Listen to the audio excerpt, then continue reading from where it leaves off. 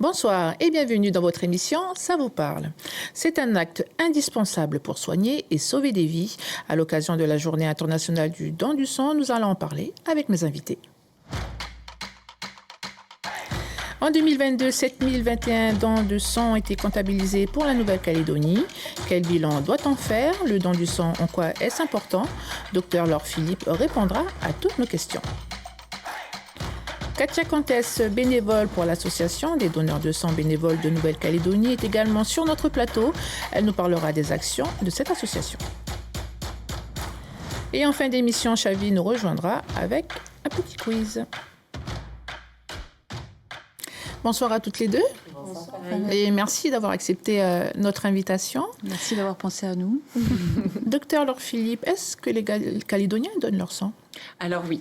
On peut déjà le saluer et remercier. Les Calédoniens donnent clairement leur sang et c'est ce qui permet de répondre aux besoins de tout le territoire, toute la Grande Terre, les îles et même l'archipel de Wallis et Futuna.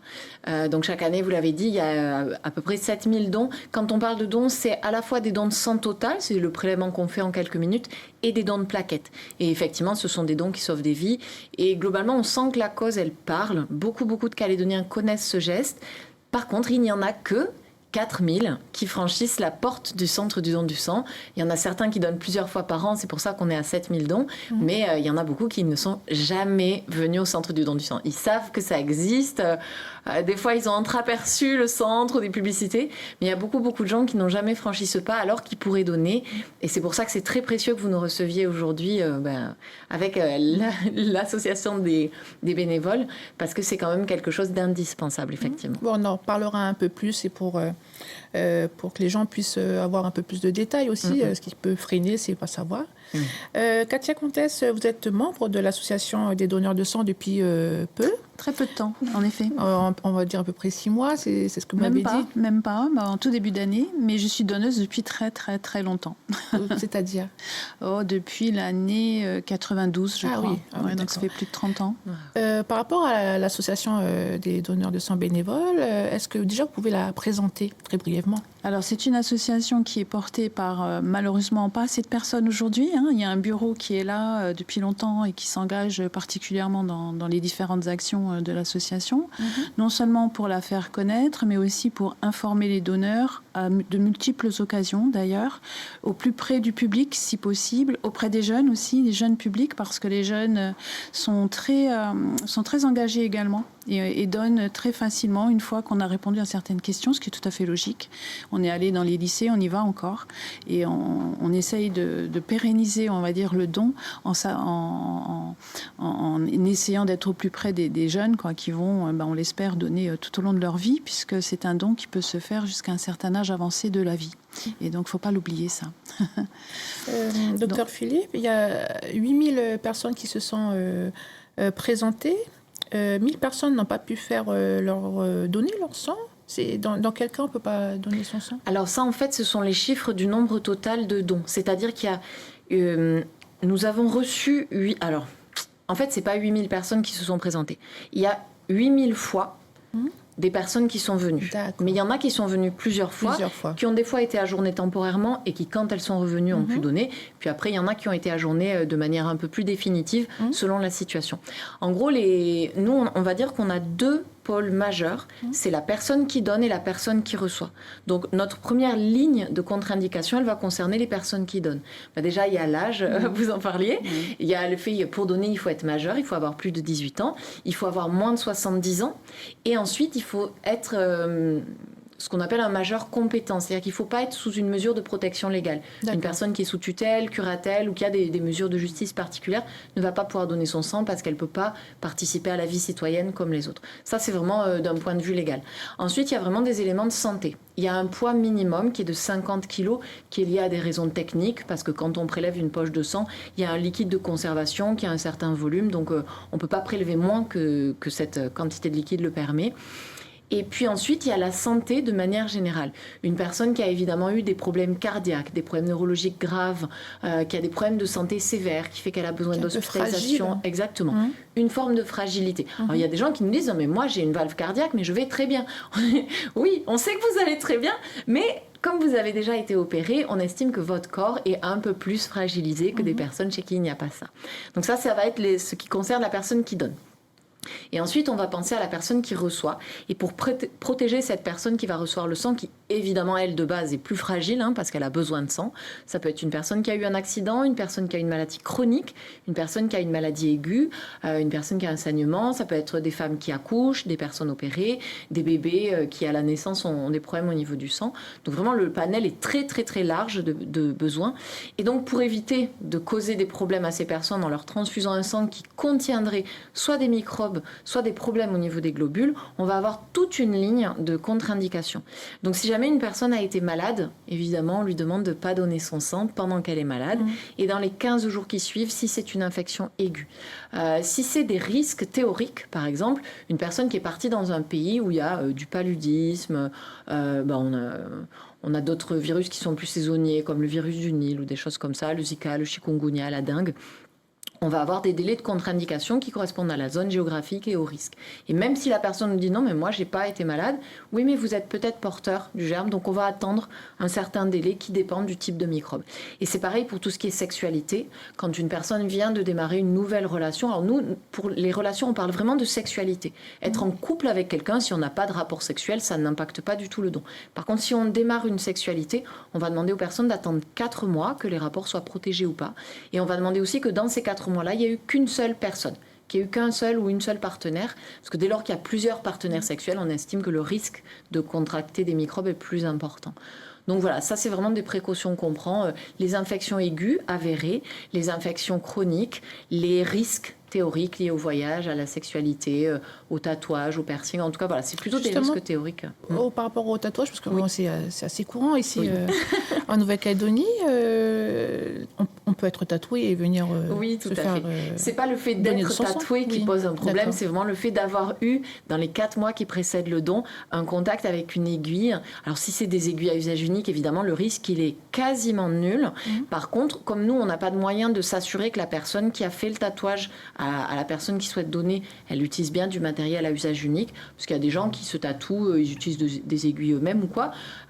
Ça présente un risque, évidemment, mais donc on attend 4 mois pour être sûr qu'au moment où on va faire nos tests de dépistage, parce que tous les dons sont testés, même si on est sûr de soi, même si on nous dit qu'il n'y a pas eu de risque, tous les dons sont testés. On teste le groupe sanguin, la quantité de globules et éventuellement des maladies qui pourraient être très dangereuses en transfusion. Donc il y a vraiment une batterie d'analyse derrière. Systématiquement, chaque don est testé. D'accord. Après, même, on peut répondre aux questions et derrière avoir des analyses. Tout à fait. Katia, qu'est-ce qui vous a motivé à rejoindre cette association ? Alors, ce qui m'a motivée, c'est vraiment très, très personnel et je pense que chacun a une histoire par rapport à sa motivation à donner, effectivement. La mienne, elle est relativement simple.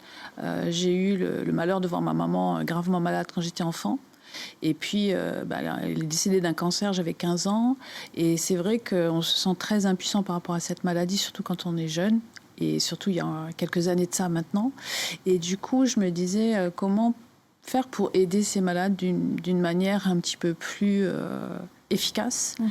Et lorsque je suis arrivée en Calédonie, j'ai travaillé à la Calédonienne des Eaux, pour ne pas la citer, et des gens sont venus me demander, puisque j'étais RH à l'époque, des autorisations d'absence pour donner son sang. Et là, je découvre un monde que je ne connaissais absolument pas. Et du coup, je me suis dit, mais c'est génial ce qu'ils font, etc. Et du coup, j'ai appris que ça existait. Je me suis inscrite pour un premier don et depuis, je n'ai plus jamais arrêté de donner. On a même fait des collectes sur le parking de la Calédonienne à l'époque, avec d'autres entreprises sur le coin, etc. Voilà. Et depuis, c'était lancé parce que le don, c'est quelque chose qui est très facile à faire, en fait. Une fois qu'on passe un peu l'appréhension de la première fois, de la première piqûre, tout va bien.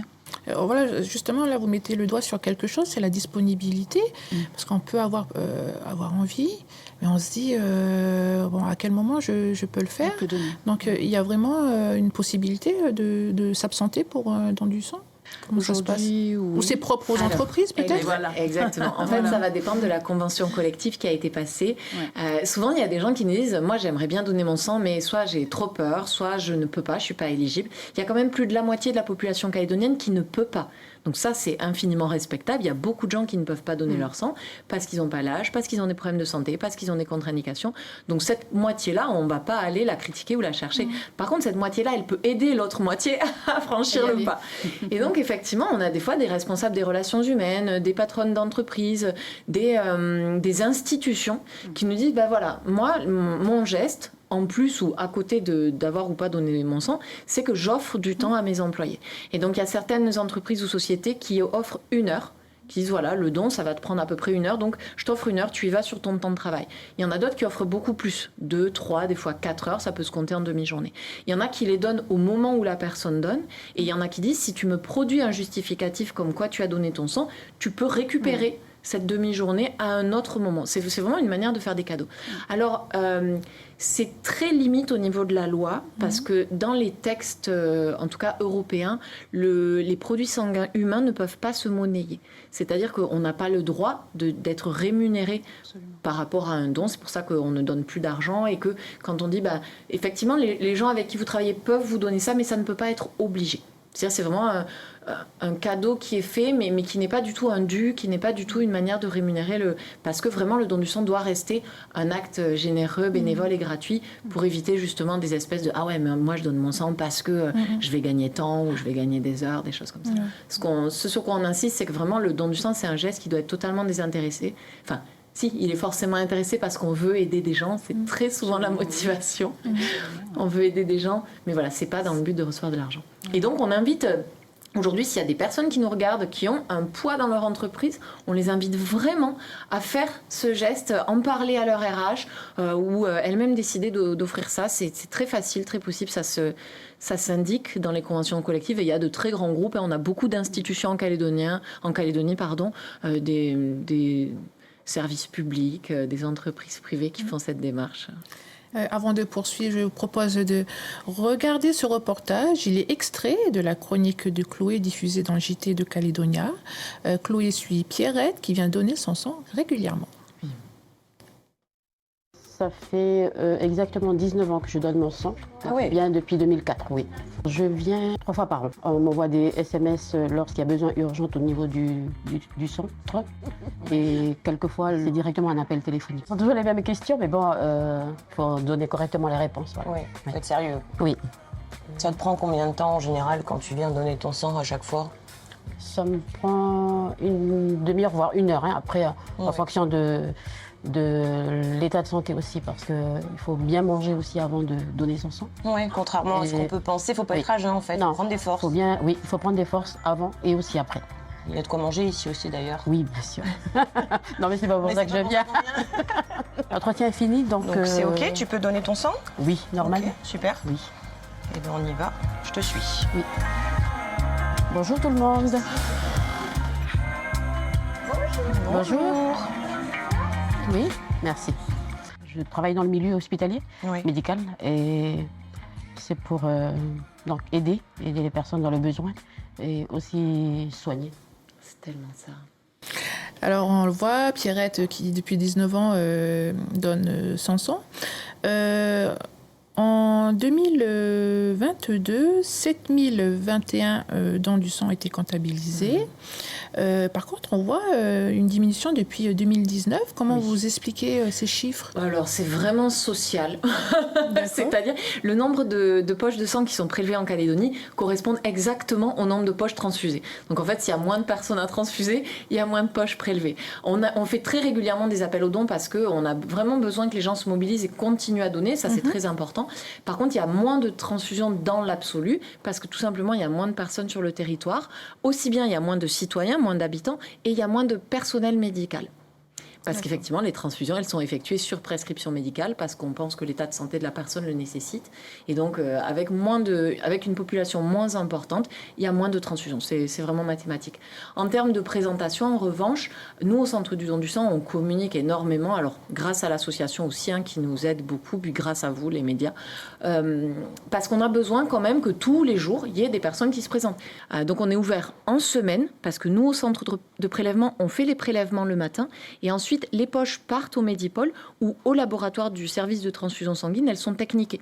C'est-à-dire qu'il y a des techniciennes qui vont passer les poches dans les machines, des techniciens qui vont analyser les examens et qui vont permettre ensuite de classer les poches, qu'elles puissent être transfusées selon le groupe, selon la date de prélèvement. Enfin voilà, il y a énormément de critères. Vous connaissez peut-être déjà le système ABO, pour dire si on est O, A, B ou AB. Mais en fait, il y a énormément de critères dans les groupes sanguins, on va dire.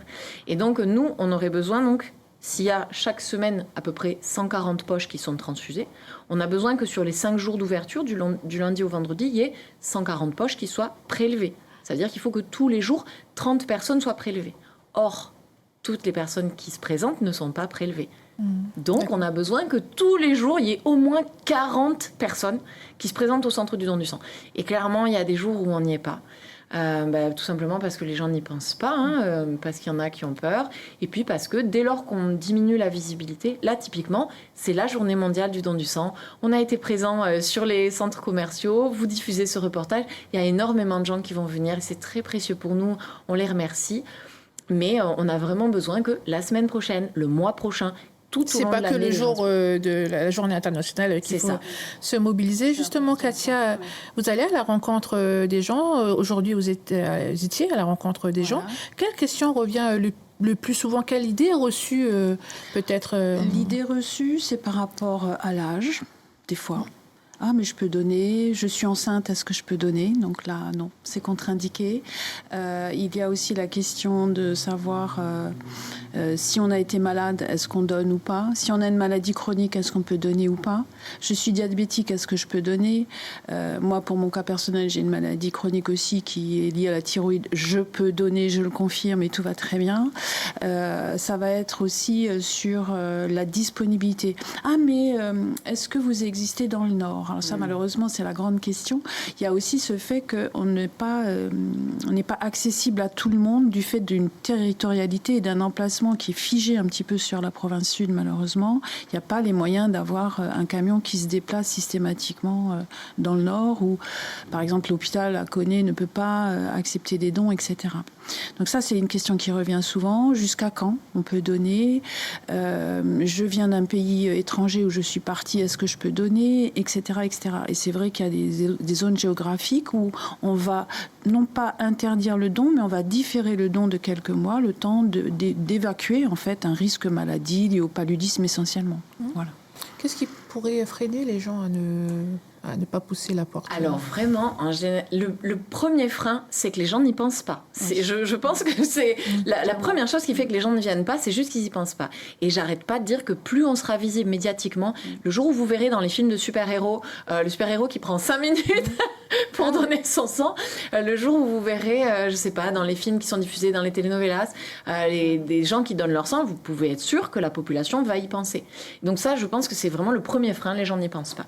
Et ensuite, un frein très très important, c'est les peurs. Oui. Il y a des gens qui ont peur du sang, peur de voir du sang, peur d'avoir du sang qui sort de leur corps. Il y a des gens qui ont peur des aiguilles. Beaucoup de gens ont peur des aiguilles. Mais ça, je vais dire que c'est un frein que beaucoup de personnes qui donnent dépassent. C'est-à-dire qu'on a très régulièrement, donc l'année dernière, il y a eu 7000 dons. Il y a plus de 4000 personnes qui sont venues au Centre du don du sang, dont plus de 1000 nouvelles personnes. Ça, pour nous, c'est incroyable. C'est notre défi annuel d'avoir plus de 1000 nouveaux donneurs chaque année, ce qui permet de renouveler la population des donneurs. Et il y en a beaucoup qui nous ont dit « Bon, moi, j'ai peur des aiguilles, je vais fermer les yeux, mais je donne quand même. » Parce que je me rends compte à quel point le fait de donner son sang, ça dépasse tellement cette peur.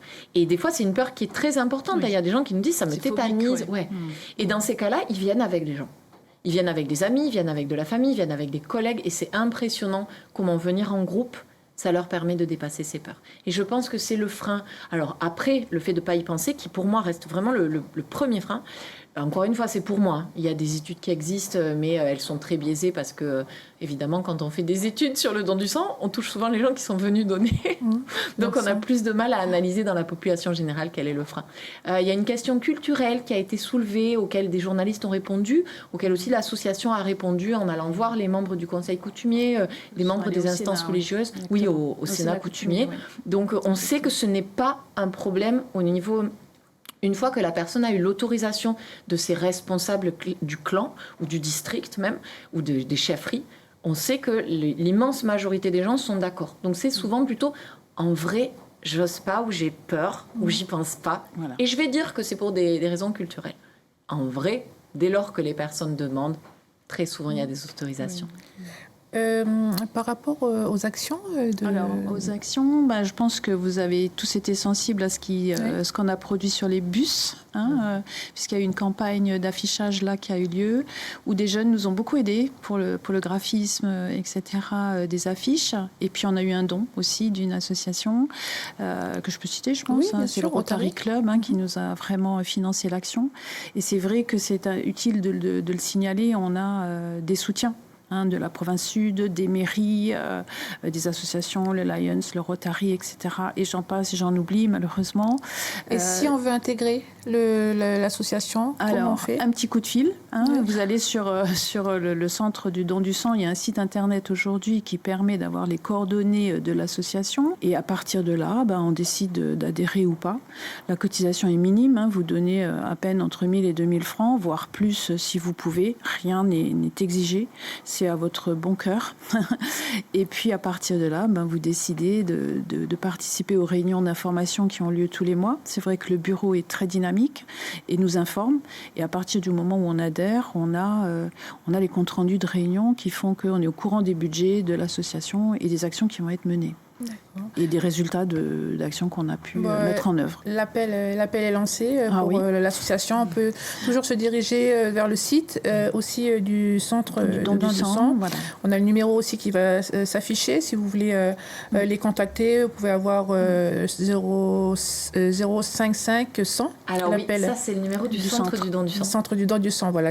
L'appel est gratuit. Vous pouvez avoir aussi les heures d'ouverture et toutes les informations nécessaires. Voilà, c'est la fin de cette première partie. C'est allé très très vite. Merci Dr Laure Philippe et Katia Cantès pour toutes ces informations. On reste ensemble et on va accueillir pour cette dernière partie Chavi.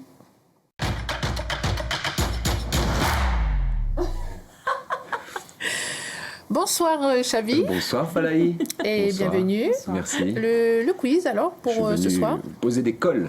C'est parti. On a visé large, on a pris la métropole en exemple, pas mal sur ces questions. D'ailleurs, la première, la voici. Combien de litres de sang issus des donneurs sont collectés chaque année en France ? 3 propositions. N'ayez pas peur, il ne faut pas l'avoir sur le bout des doigts. Vous ne serez pas prêt à partir si vous n'avez pas la bonne réponse. D'accord ? Elles ne sont pas révisées, je précise. Est-ce que c'est petit A, 170 000 litres ? Est-ce qu'il s'agit petit B d'1,7 million de litres ou petit C de 17 millions de litres? Allez, c'est parti à vos buzzers. Comme ça. Si, ça, moi je sais. Vous savez. Moi, je dirais la moitié. 1,7 million. Ouais, vous aussi. Parce que je crois qu'il y a 2 millions de dons ou 3 millions de dons. Elles sont fortes. Et que chaque poche fait à peu près un demi-litre. Je ne sais pas si au montage on peut lâcher des applaudissements. Des confettis. Ce sera fait, il y aura les effets spéciaux qui vont aller. Bravo. On retiendra que Falaï n'a même pas tenté. Je suis. En quelle année est apparu le don du sang ? 3 propositions. Est-ce que ça date ou pas ? Est-ce que c'est 1949 ? Est-ce que c'est 1849 ou 1969 ? Je dirais 49. Moi. 49. Pareil. Tu dis 40. Ouais, suiveuse. C'est une bonne question parce que les groupes sanguins, c'était dans les années 1920. Mais je me demande si on ne donnait pas avant déjà. Parce que la transfusion, ça se fait depuis 1600 et quelques. Donc, vous êtes sur l'après-guerre ? Et vous avez raison. Bravo, 1949. Donc, il s'appelle Arnaud Tsank. Vous le connaissez sûrement, il y a des instituts qui portent son nom. C'est un homme qui est né en Russie et qui a émigré en France et qui a trouvé ça. Félicitations, monsieur Arnaud Tsank. On continue avec la question 3. Parmi ces groupes de pays, c'est des groupes de pays, lesquels sont les plus généreux en dons du sang ? Petit A, est-ce qu'il s'agit de Japon, Russie, Allemagne ? Petit B, Italie, États-Unis, France. Ou petit C, Arabie Saoudite, Inde et Chine. Je dirais Italie, États-Unis. Le premier France. groupe, c'est Japon, Russie, Allemagne. Le deuxième, c'est Italie, États-Unis, France. Ou le troisième, c'est Arabie Saoudite, Inde et Chine. Voilà. Deuxième groupe, Italie, États-Unis, Tous les France. deux, Falaï. Falaï qui donne sa première réponse de notre jeu. Elle est mauvaise. Falaï. Non, c'est très refait. étonnant. On fera au montage, on fera. Il s'agit de l'Arabie Saoudite, de l'Inde et de la Chine. Et plus de 50% de la population donne son sang. C'est énorme. Félicitations à donc ces trois pays. Bon, ils sont beaucoup aussi. Ils ont besoin de beaucoup de sang. Combien de dons, justement, a besoin la France chaque jour ? Tout à l'heure, on parlait pour la Calédonie. Ah oui. Est-ce que vous avez une idée pour la France ? Est-ce que c'est petit A, 100 100 dons, donc, on ne parle pas de litres. Est-ce que c'est petit B, 1000 ? Est-ce que c'est petit C, 10 000 Non, 10 000. Oui, 10 000 Ouais. Mais vous êtes un collab, elles sont très fortes, tes invités, Falaï, bravo. Eh ben super, quiz. moi j'ai suivi de très loin. Oui, mais t'étais Merci. là. Mais j'étais là. Merci beaucoup. Merci à vous. Merci Chavi pour ce quiz. Katia, quand est-ce que vous vouliez rajouter très rapidement parce que c'est la fin de cette émission? Très rapidement, on aura un gros événement le 8 et le 9 et le 10 septembre au Spirit Festival où on sera présent pour le bien-être. Et justement, on pense que le don du sang fait partie du bien-être. Et il y aura aussi, et depuis quelques temps maintenant, on est présent au marché de Dimbéa tous les samedis matins, une fois par mois. Et ce qui permet aussi aux gens d'être informés et de pouvoir donner. Et merci à tous ceux qui viendront nous rejoindre. Oui, merci. Et merci à vous d'être présents sur ce plateau. Merci à vous de nous avoir suivis. Excellente soirée. Merci beaucoup.